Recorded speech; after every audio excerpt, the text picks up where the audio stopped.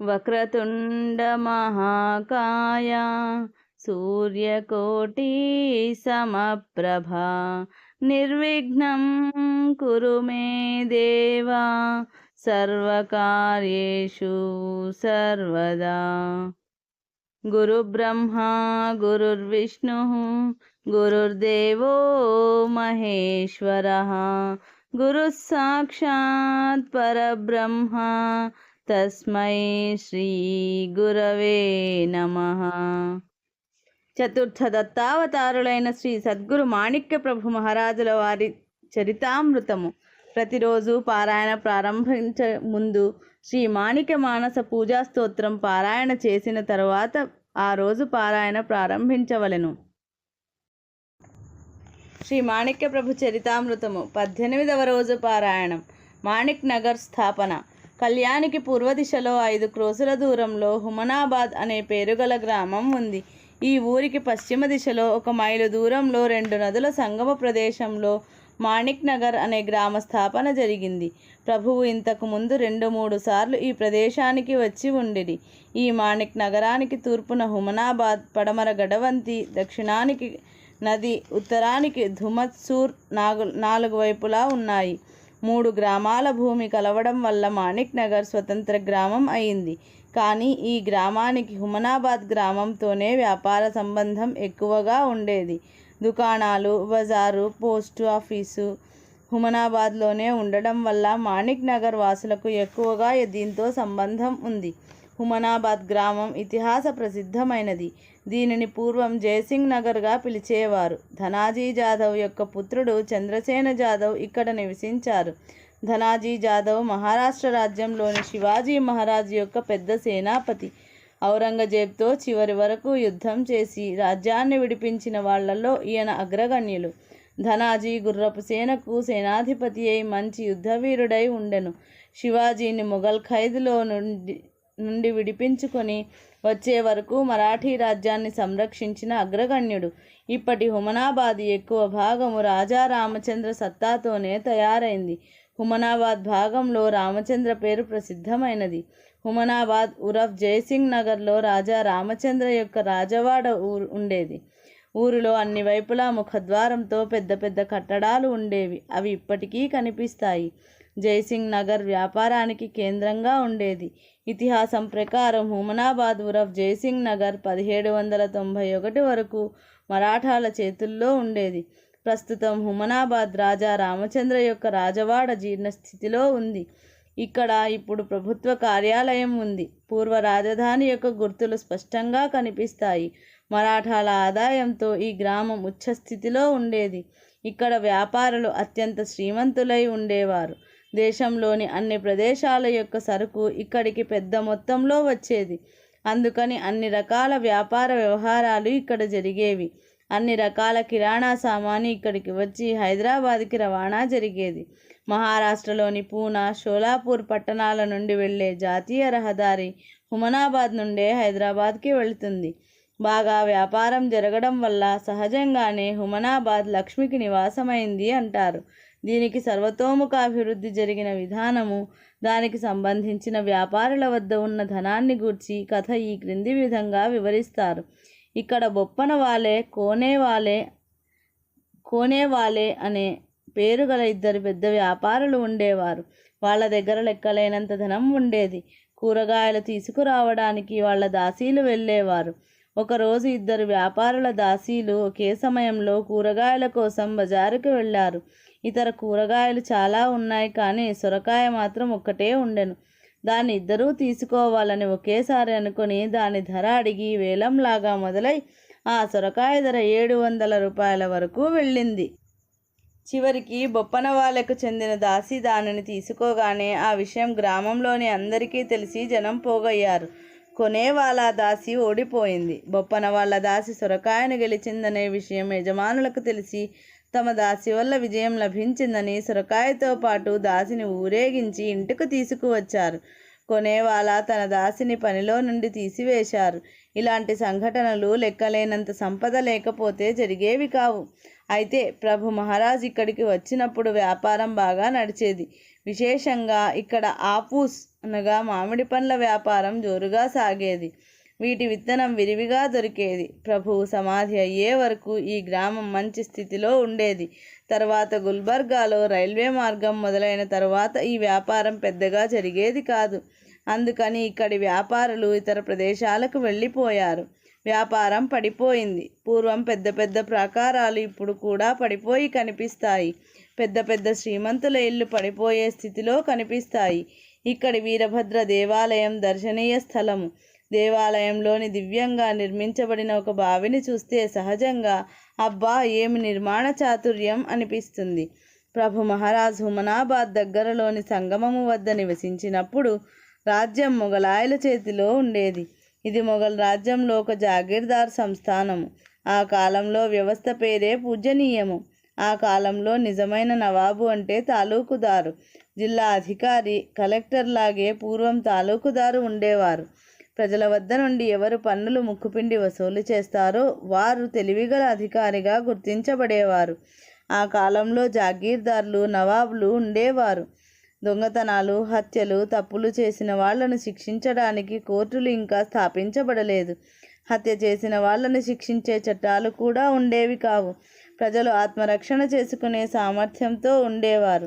చాలా వరకు షావుకార్లు, శ్రీమంతుల వ్యాపారుల వద్ద బంట్రోతులు, సిపాయిలు, సిక్కు వాళ్లను పెట్టుకునేవారు. దొంగతనాలు, లూటీలు చేసేవారు. ఆయుధాలతో తిరిగేవారు. వాళ్లను అడిగేవారు ఎవరూ లేకపోవడం వల్ల నిర్భయంగా ఉండేవారు. తరువాత కాలంలో ఆ పరిస్థితి లేదు. రోజు రోజుకు ప్రజలతో బ్రిటిష్ వారి సంబంధాలు పెరగడం వల్ల మొఘలాయుల స్వరూపం మారిపోయింది.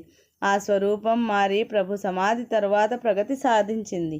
మాణిక్ ప్రభు అనే పేరుగల యోగి అవతారం చాలించిన తర్వాత 10 సంవత్సరాలకు మొఘలాయుల రాజ్యం నూతన రూపం సంతరించుకుంటుంది అని 300 సంవత్సరాల పూర్వం కర్ణాటకలోని సర్వజ్ఞులు చెప్పి ఉండిరి. ఇది కన్నడ భాషలో అనేక మంది కన్నడిగులు అనుకుంటుండగా కూడా విన్నాము. సర్వజ్ఞులు చెప్పిన మాట అక్షరాలా నిజం అయింది. ಬಸವಣ್ಣ ಹಳ್ಳದ ಮ್ಯಾಲ ಕುಸರಾಗಿ ಪಟ್ಟಣ ಹುಟ್ಟಿ ಮಾಣಿಕ್ಯ ಪ್ರಭುಯೋಗಿ ಆಗಿ ದೇಹ ಇಟ್ಟು 10 ವರ್ಷಕ್ಕೆ మొగలాయి కణికాణ సర్వజ్ఞ. ఈ కన్నడ శబ్దాల అర్థం ఇలా ఉంది. బసవ అనే తీర్థ ప్రాంతంలో కొత్త నగరం ఏర్పడి ఇక్కడ మాణిక ప్రభు అనే పేరుగల యోగి పుట్టి సమాధి చెందిన తరువాత 10 సంవత్సరాలకు రాజ్యం నూతన వ్యవస్థ రూపుదిద్దుకుంటుంది. 300 సంవత్సరాలకు పూర్వం ఉన్న సర్వజ్ఞులు ప్రభు యొక్క అవతార విషయం తెలిసి ఉండటం ఆశ్చర్యం అనిపిస్తుంది. బసవనహళ్ళ అంటే మాణిక్ నగర్కి ప్రవహించే నదులలో ఒక నది బసవతీర్థం నుండే ప్రవహిస్తుంది. రెండవది రాజేశ్వరపై నుండి వస్తుంది. ఈ 2 చిన్న నదులు వర్షాకాలంలో నిరంతరంగా ప్రవహిస్తాయి. గురుగంగా, విరజ అనే పేర్లతో ఈ నదులను పిలుస్తారు. ప్రభువు ఈ దేశంలో ఉండటానికి ఎందుకు ఇష్టపడ్డారో తెలుసుకోవడం కొంచెం కష్టమే. అనేక మంది చరిత్రకారులు అనేక రకాల కారణాలు తెలిపారు. వాటిలో ఏది నిజమో ఏది కాదో నిర్ణయించడం సాధ్యమయ్యే పని కాదు. ఇక్కడికి ప్రభు చాలాసార్లు వచ్చినట్లు చాలామందికి తెలుసు. వాటిలో ఏ సమయంలో ఏ ఘటన జరిగిందో చెప్పడం సాధ్యం కాదు. కానీ రామచంద్ర బువ నాసిక్కర్ అనేవారు పద్య రూపంలో వివరించిన చరిత్రలో ఒక అనాథ కుటుంబ రక్షణ కొరకు ప్రభువు ఇక్కడికి వచ్చినట్లు అనిపిస్తుంది. ఆ కథను ముందు వివరించడం జరిగింది. ఒక గృహస్థు తన భార్యా పిల్లలను వెంట పెట్టుకొని 10 మంది కుటుంబ సభ్యులతో హుమనాబాద్కి దగ్గరలో గడవంతి గ్రామం దాటిన తరువాత అరణ్యం మధ్యలోకి చేరుకున్నారు. అక్కడికి హుమనాబాద్ 1 మైలు దూరం ఉంది. అక్కడ ఒక పాత శివాలయం, ఒక కుండము ఉండేవి. దట్టమైన చెట్లతో త్రోవలో వెళ్ళే మనుష్యులను దోపిడీ చేయటానికి వీలుగా ఆ ప్రదేశం ఉండేది. శివాలయం చుట్టూ దట్టమైన చెట్లు ఉండటం వల్ల పూజా విధులు జరిగేవి కావు. ఇది దొంగలకు నివాసమై ఆ దారిలో వెళ్ళే వాళ్లను దోచుకుని గాయపరిచేవారు. ఇలాంటి ప్రదేశానికి వచ్చిన ఆ గృహస్థు చీకటి అయ్యిందని అక్కడ వంట చేసుకుని ఉండాలని అనుకున్నారు. కొందరు స్నానాలు చేస్తుండగా కొందరు వంట సామాగ్రి సర్దుతూ ఉన్నారు. వీళ్ళు కళ్యాణికి ప్రభు దర్శనానికి వెళ్ళాలనుకున్నారు. ఇంతలో దొంగలు వీళ్లపై దాడి చేశారు. దొంగలు 50 మంది దాకా ఉండి పూర్తి ధనం దోచుకొని చివరికి వాళ్ల ప్రాణం తీయాలనుకున్నారు. దొంగలు కొట్టడం ప్రారంభించారు. అప్పుడు అందరూ ప్రభువును ప్రార్థిస్తూ, ఈ అడవిలో ప్రభువు తప్ప మమ్మల్ని రక్షించేవారెవరున్నారు అనుకుంటూ ప్రభువును గట్టిగా ప్రార్థించడం ప్రారంభించారు. అటువంటి సంకట పరిస్థితుల్లో తన భక్తుల కోసం ప్రభువు ప్రత్యక్షమయ్యారు. ప్రభు స్వరూపం ఆ సమయంలో చాలా విచిత్రంగా ఉండేది. తలపై జరీతో నిండిన హైదరాబాద్ పాగా, శరీరంపై జరీ శాలువా యొక్క జుబ్బా, నడుముపై ఆకుపచ్చ పంచె, మెడలో ముత్యాల హారం, చెవులకు పోగులు, చేతిలో ఒక కత్తి లాంటి వస్తువు, ఇంకొక చేతిలో పానీయం త్రాగే పాత్ర, వీపుపై డాలు, నడుముకి తమంచా, చేతిలో తల్వార్, నుదుటిపై దివ్యమైన సుందర కేసరి గంధం, మధ్యలో కస్తూరి తిలకం ధరించి ఆ శివాలయంలో ప్రత్యక్షమై అక్కడ ఉన్న గద్దెపై హుక్కా త్రాగుతూ కూర్చున్నారు. వారిని చూడగానే ఆ దొంగలకు ఈ బీదవాళ్లని ఎంత దోచుకున్నా ఏమీ దొరకదు, కానీ ఈ శ్రీమంతుడిని దోచుకుంటే చాలా దొరుకుతుందని అనుకుని అందరూ ప్రభువుపై పడి తమ ఆయుధాలను ప్రభువుపై ఎత్తి పట్టుకున్నారు. ఆ సమయంలో ఆ దొంగల చేతులు ఎలా ఎత్తారో అలాగే పైన ఉండిపోయాయి, కిందికి రావడం లేదు. కొందరి తలలు పైకెత్తినవి అలాగే ఉండిపోయాయి. దాంట్లో ముఖ్యుడైన పెద్ద దొంగకి కడుపులో శూలాలు గుచ్చుకున్నట్లుగా నొప్పి ప్రారంభం అయింది. ఇంతలో ప్రభువు భయంకర రూపం ధరించి ఒక్కొక్కరి గడ్డాలు మీసాలు తీస్తూ నేలకు కొట్టడం ప్రారంభించారు. అప్పుడు దొంగలందరూ దీనంగా ప్రభువు కాళ్లపై పడ్డారు. అప్పుడు ఆ దొంగ, మహారాజ్ క్షమించాలి, మళ్ళీ ఎప్పుడూ ఈ అరణ్యంలో అమాయకులను దోచుకోము, మాకు ప్రాణదానం చేయండి అనగానే ప్రభువు శాంతించి వారిపై దయతో సౌమ్య రూపాన్ని ధరించి హుక్కా త్రాగుతూ కూర్చున్నారు. అది చూసి వాళ్లలో గృహస్థుకు సంబంధించిన కళ్యాణ్కు చెందిన ఒకరు ఆ వచ్చిన వీరుణ్ణి మాణిక్ ప్రభువుగా గుర్తించి ఆ విషయం చెప్పగానే ఆ గృహస్థులు ప్రభువు పాదాలపై పడ్డారు. వాళ్లలో పెద్దగా దొంగ ఇప్పటి నుండి మేము, మా వంశంలోని వారంతా ప్రభువును గౌరవంగా ఆదరిస్తాము, మా తప్పును మన్నించి ప్రభు మాపై దయ చూపించాలి అన్నాడు. తరువాత అందరి కాళ్ళు చేతులు మామూలుగా అయ్యాయి. అతని కడుపు నొప్పి కూడా తగ్గిపోయింది. అందరూ ప్రభువుకు నమస్కరించి తమ తమ ప్రదేశాలకు ఆనందంగా వెళ్ళిపోయారు. ప్రభువు ఆ రోజు మొదలుకొని సమాధి అయ్యే వరకు భక్త జనోద్ధరణ చేశారు. ఏ ప్రదేశంలో అయితే దారి దోపిడీ జరిగి అమాయకుల రక్తం చిందేదో తరువాత అదే స్థలంలో నిత్యం వేల మంది భోజనాలు అవుతూ నెయ్యి ప్రవహించేది. ఏ నిస్సహాయ కుటుంబ కష్ట నివారణ కోసం ప్రభువు ప్రత్యక్షమయ్యారో ఆ కుటుంబానికి దరిద్రం నుండి విముక్తి కలిగించి ఆనందపరిచి వారిని వారి స్వస్థలానికి పంపించారు.